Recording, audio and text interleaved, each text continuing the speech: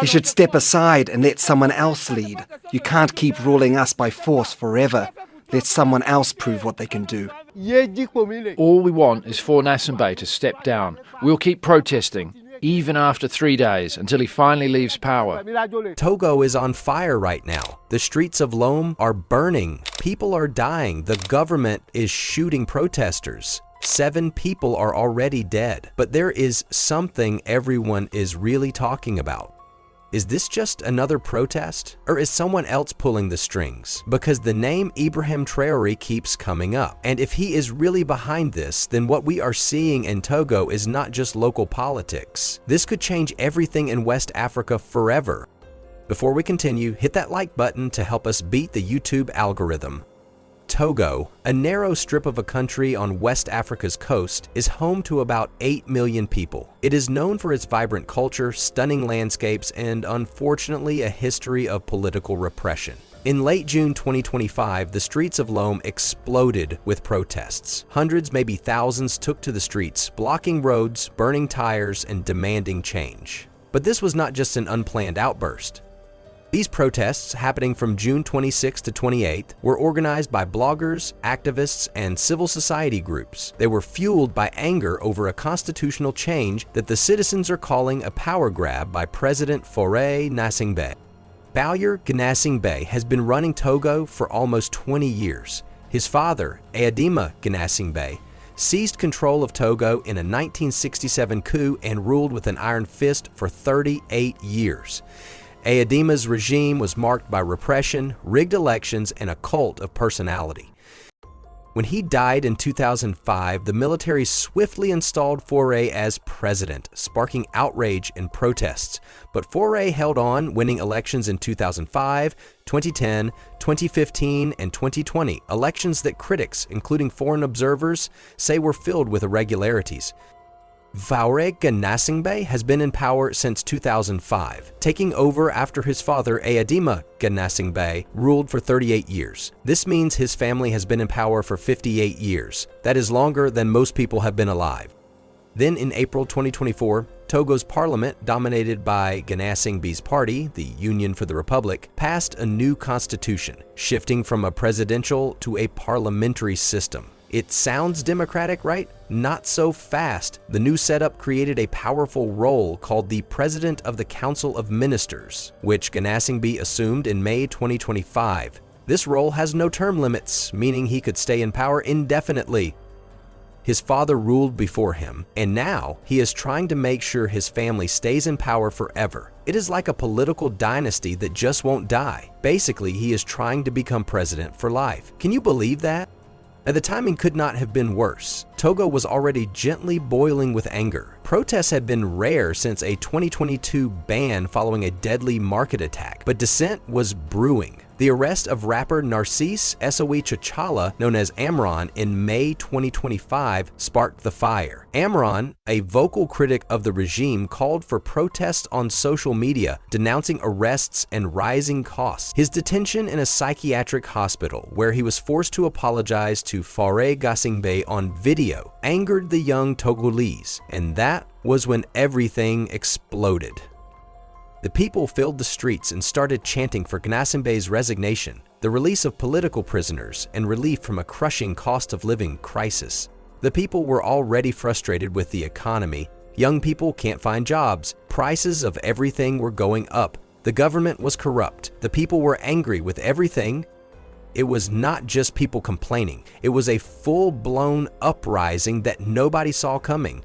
Not even the intelligence services predicted this level of coordination. Social media influencers organized everything. They coordinated protests on June 26th, 27th, and 28th. The whole capital just shut down. Roads blocked, businesses closed, the government lost control over the streets. The timing, the tactics, and the way everything was coordinated, it did not look like a normal protest anymore. It looked professional. But instead of allowing the people to exercise their civil rights, the response of the government has been brutal. The government directed the security forces to use tear gas, batons, and, according to some reports, live ammunition. What started as peaceful demonstrations turned into straight-up urban warfare. The violence escalated over the 3 days. Concrete barricades were placed across entire neighborhoods. Burning tires were everywhere. Young people threw rocks at police. Mothers ran for cover with their children. Entire streets were filled with smoke from tear gas and burning debris. By June 28, reports of deaths started to surface. 7 people were reported dead. One of the most heartbreaking cases was a 16-year-old boy found dead in the BL Lagoon, his body showing signs of trauma. Other bodies were reportedly found in rivers and lagoons around Lomé, raising suspicions of extrajudicial killings. However, the government had a different story. They denied that these deaths were linked to the protests, claiming they were drownings or victims of unrelated incidents. Togo's Minister of Security even threatened legal action against anyone spreading what he called false information about the protests. Yet protesters were still getting beaten with batons and tear-gassed at point-blank range. Some were even being tortured in custody. It was almost like the government had declared war on its own people. Amnesty's West Africa director, Marceau Siviud, called the violence shocking, accusing security forces of using excessive force and randomly detaining protesters.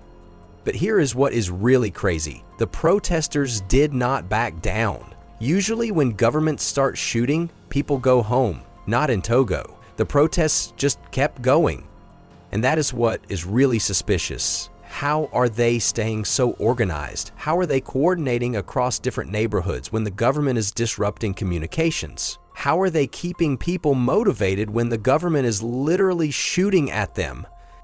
Someone is teaching them these tactics. Someone is showing them how to build effective barricades. Someone is showing them how to use social media to coordinate despite government interference. Someone is giving them the knowledge to keep going despite all this violence. The question is, who and why now? One name keeps popping up in discussions about Togo's unrest. The 37-year-old military leader of Burkina Faso, Captain Ibrahim Traoré, the most influential person in West Africa, and maybe even all of Africa right now.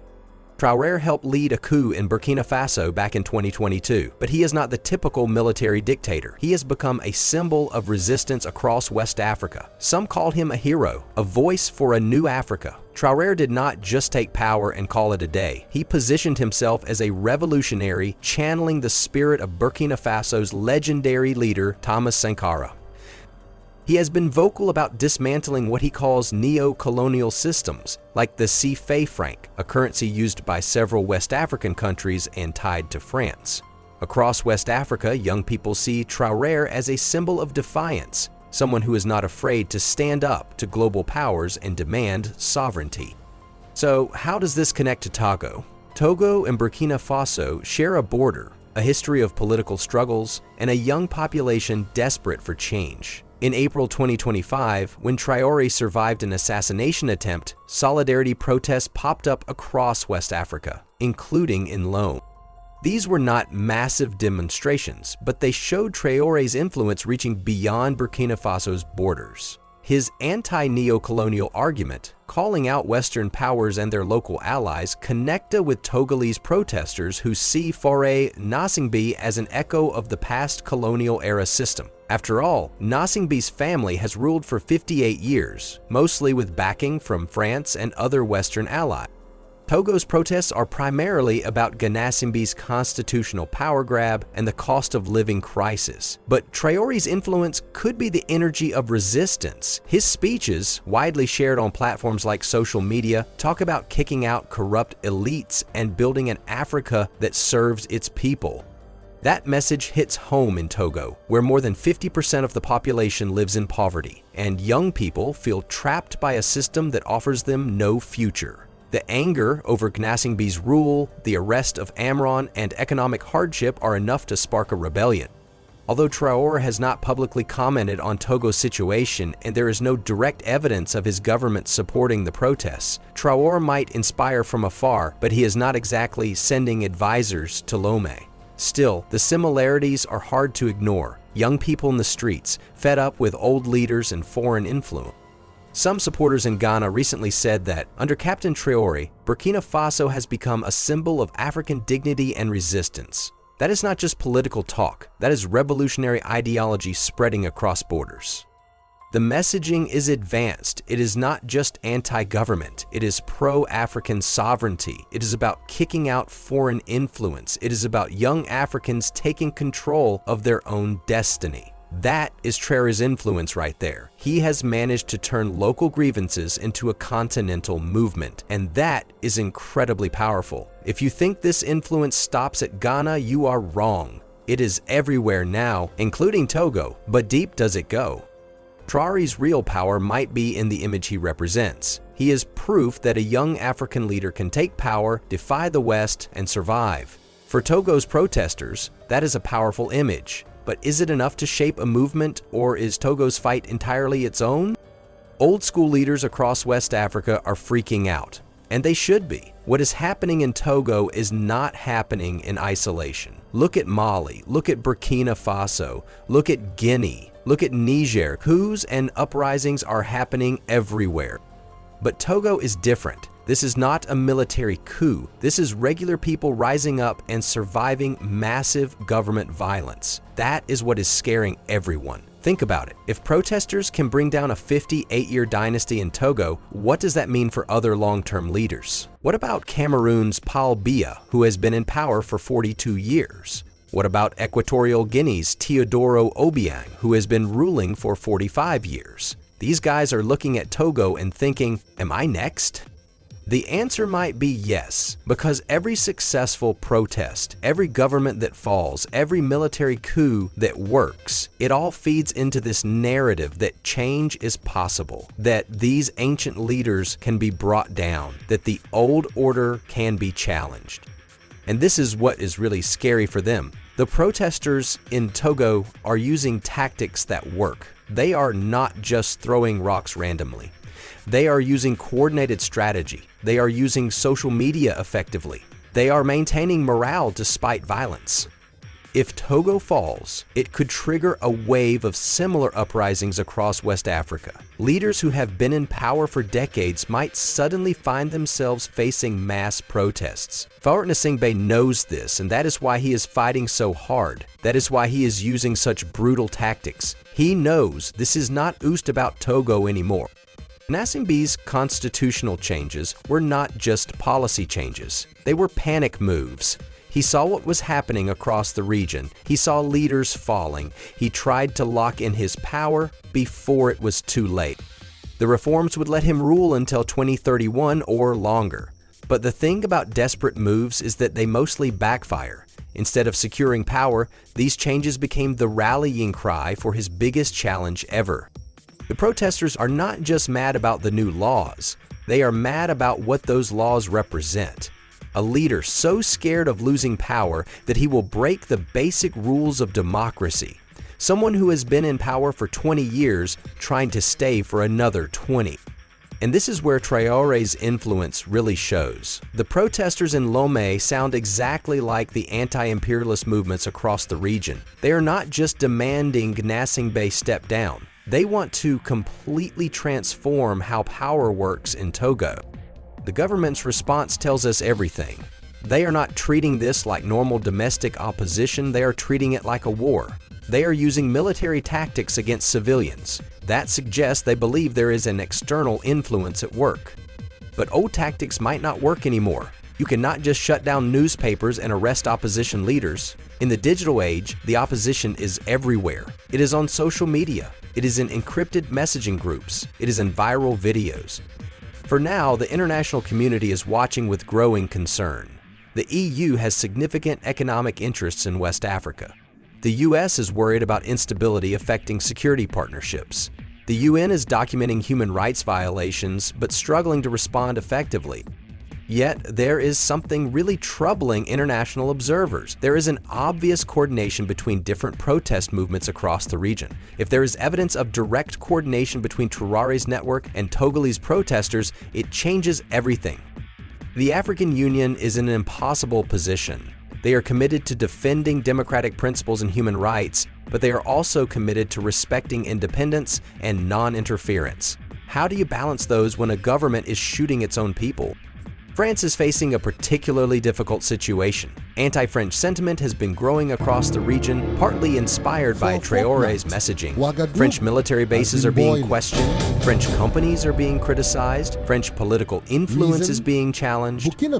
It is becoming increasingly difficult for France to maintain its traditional role as the power broker in West Africa. The old system of Francafrique is breaking down, and France does not seem to have a plan for what comes next. The Togo crisis is becoming a test case for international responses to this new wave of African political movements. If the international community supports an unpopular dictator against his own people, it could fuel more anti-Western sentiment. But if they push too hard for change, they could be seen as interfering in African affairs, which could also fuel anti-Western sentiment. It is a lose-lose situation that shows how much the political landscape has changed in West Africa. The old playbook does not work anymore. The traditional tools of influence are becoming less effective. And that is exactly what people like Traoré want. They want to break the old system of external influence. They want Africa to chart its own course, and they are using popular movements to achieve that goal. So where does this all lead? What are the possible outcomes? If the government crushes the protests through overwhelming force, Gnassingbé will stay in power, the constitutional reforms will get implemented, the dynasty will continue. But this comes with huge costs: international isolation, economic disruption, and a traumatized population that will never forget. All the underlying issues will remain, and they are likely to erupt again in the future. But if the protests succeed in forcing Gnassingbé out, this would be a massive victory for the protest movement and would likely inspire similar uprisings across the region. However, it would also create a huge uncertainty about who replaces him and how the transition would be managed. If the government falls suddenly, there might not be institutions ready to take over. The military might step in, different factions might fight for control, the country could descend into violence. However, if Gnassingbé makes major compromises, maybe abandoning the constitutional reforms, allowing more political freedom, or agreeing to a transition process, this might satisfy some protesters, while allowing the current system to survive in modified form. But there is a problem. After 7 people have died after all this violence, would protesters accept a compromise? Would they trust Gnassingbé to keep his promises? Would they be satisfied with partial reforms? The Togo crisis is not just about Togo. It is about the future of democracy, independence, and development across Africa. The questions being raised in Lomé about who has the right to rule, how long leaders should stay in power, who benefits from natural resources, are being asked across the continent. If the Togolese protesters succeed, it could inspire similar movements in dozens of countries. If they fail, it could discourage democratic movements while strengthening authoritarians. It could send a message that peaceful protest does not work, that only violence or military coups can bring change. The most important thing is that this is happening when Africa is becoming increasingly important globally. The continent has some of the world's fastest growing economies, it has the largest populations of young people, it has the most abundant natural resources. How these political transitions are managed will have implications far beyond Africa. The global economy depends on African resources. Global security depends on African stability. Global development depends on African success. The rise of figures like Ibrahim Traoré represents a new form of African leadership that clearly challenges Western influence while promoting Pan-African unity. Whether this model spreads depends partly on the success or failure of movements like what we are seeing in Togo. This is when the consequences become impossible to ignore. We are not just talking about one country or region. We are talking about the future relationship between Africa and the rest of the world. The young people protesting in Lomé represent a generation with different expectations. They are more connected to global networks, they are more aware of alternatives to the current system, they are more willing to take risks for change. They are also the generation that will inherit the consequences of whatever happens in the coming months. Whether they inherit a continent that is more democratic, prosperous, and independent, or more unstable, repressive, and dependent, depends partly on how this crisis is resolved. As we watch the streets of Lomé burn and count the bodies, we are witnessing something that could reshape the entire African continent. The massive protests in this small West African nation represent more than anger at a dictator. They represent a fundamental challenge to the post-colonial order that has defined African politics for decades. The question of Ibrahim Traoré's influence remains partially unanswered, but the evidence is mounting that we are seeing a new form of political warfare that crosses borders. It all suggests a level of planning and influence that goes beyond random domestic uprising. Whether this influence is direct or indirect, coordinated or inspirational, the impact is undeniable. The Togolese protesters have sustained their movement despite violent crackdowns. They have maintained organization despite arrests and intimidation. They have kept morale high despite the deaths of their comrades. They have shown that the old tactics of repression might not work anymore. Previous African uprisings have mostly been crushed by government violence or faded due to lack of organization. But what we are seeing in Togo suggests a new model that is more resilient, complex, and connected to regional networks. The 7 people who died in these protests did not die for nothing. They died for an idea that Africans can determine their own political future without interference from local dictators or foreign powers.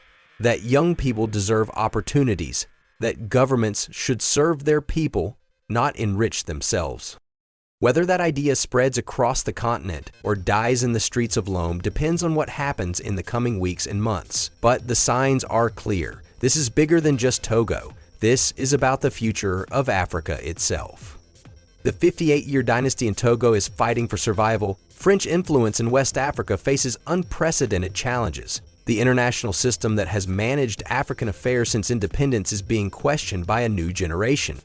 Ibrahim Traoré, sitting in his palace in Ouagadougou, may or may not be directly orchestrating the protests in Lomé, but his influence, his ideas, his model of leadership, his vision of African true independence is certainly part of the discussions. And that influence grows stronger with each successful protest, each government that falls, each young African who decides that change is possible. It is not about whether this influence will spread, it is how quickly and how violently the old order will resist. The answer will determine not just the future of Togo, but the future of Africa itself. The streets of Lomé are still burning. The protests continue. The government still uses violence against its people. This story is far from over. In fact, it might just be beginning. Now it is over to you. What do you think about Togo's protests? Are you ready for what comes next? Drop your thoughts in the comments section. Smash that like button to show support for Togo's youth. Don't forget to subscribe and hit the bell for more videos about the revolutions shaping our world.